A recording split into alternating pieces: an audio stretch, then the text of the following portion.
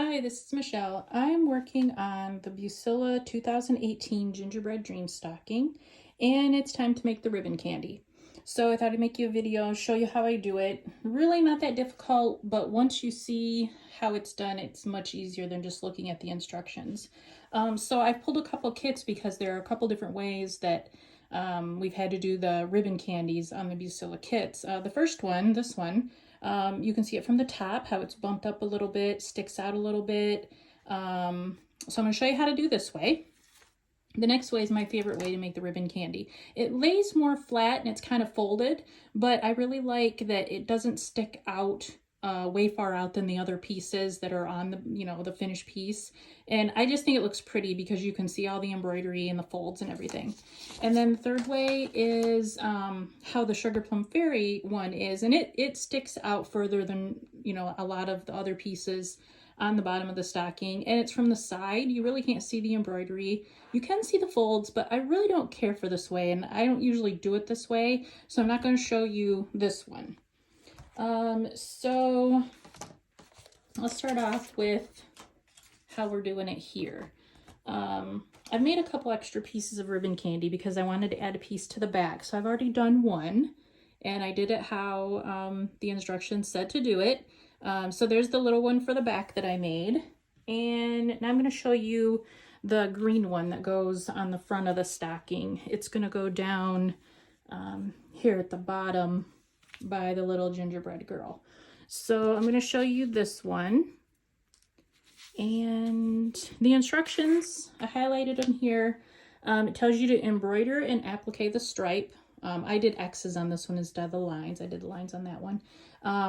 So you cut out your pieces, cut off all the ink lines. You don't need them. The pieces fit just the way they're supposed to cover, the dash lines underneath. You don't need the ink.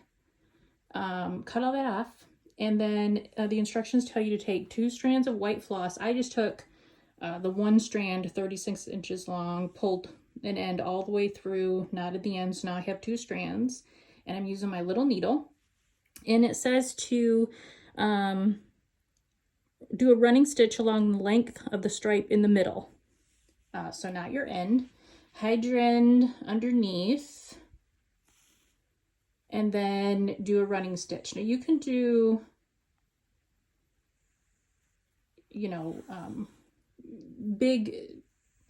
a big stitch, because you don't, if you do little stitches, you are going to just make like a cinched up piece, like a ruffle.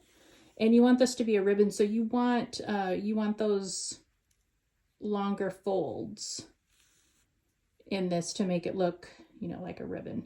So a couple stitches, I put them pretty far apart.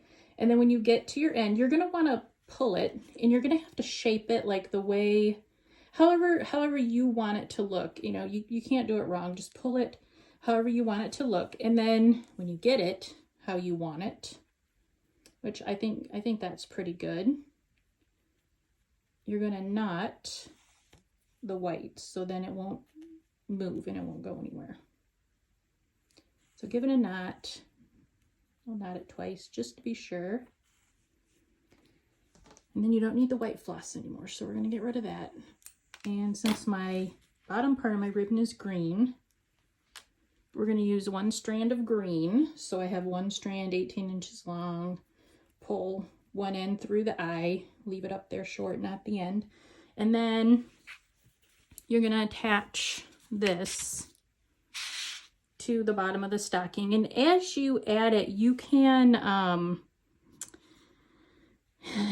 you can bend it how you want, lay it how you want. This sticks up a little bit, but not so much that it's sticking way out from anything else. So if I was going to put this one, I would use my green floss, and I would attach it on the ends here, and then maybe like one in the center. But the way I want to do these ribbon candies is that more flat way, like on the cookies and candy wreath, because I really like that look. So that's what I want to do on this one. So I've got 1 strand of red because my ribbon candy on this one is the red one. So I'm going to start off by wherever I want to start the candy. I'm going to attach the red end to the stocking where I want to start.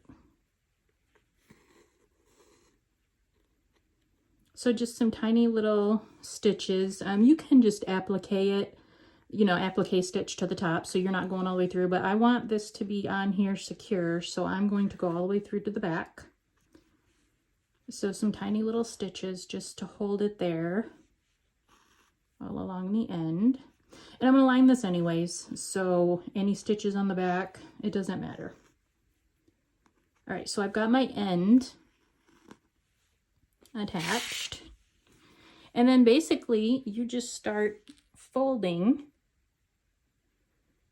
like almost making like a pleat, however long or however big you want. And then you see where I've got the first little pleat there. I'm going to take my floss and come up and just where it's folded, come through on both sides. You don't have to go all the way across. You just want to come through on both sides to secure it there. So got the left side, got the right side. So I've got my first little fold there.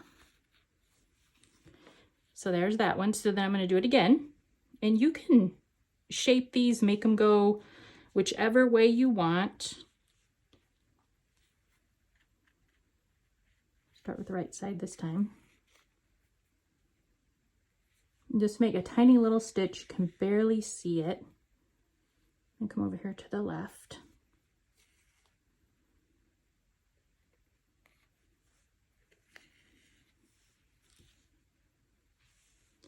We'll make another one.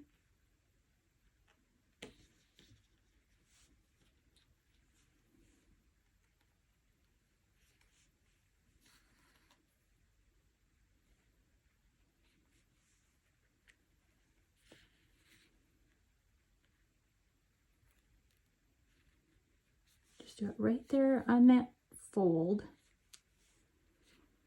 And then I think I should be able to get one more here. Yep.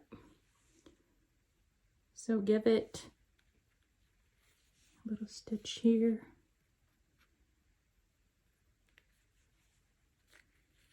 And then on the other side.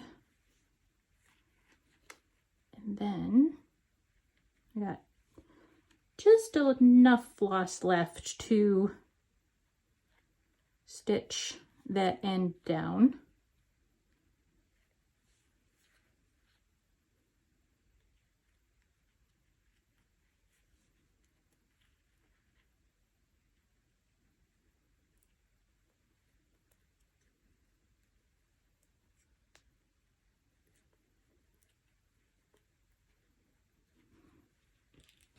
I'll put a little bit of fray check on the back of that just to hold the knots.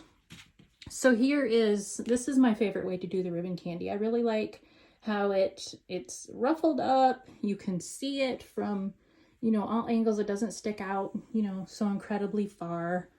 I just really like the way that one looks compared to, I mean, for the back, I made this one bumped up a little bit. It doesn't matter, but I really like how that one lays flat. You can see all the embroidery and it doesn't stick out so far. So that is how you do the ribbon candy. I'm going to take my running stitch out of this one and redo it the flat way. And I used a piece of candy over here instead of the ribbon candy. So I'm going to put it somewhere else on here, but that's how you do the ribbon candy. It's really not that hard.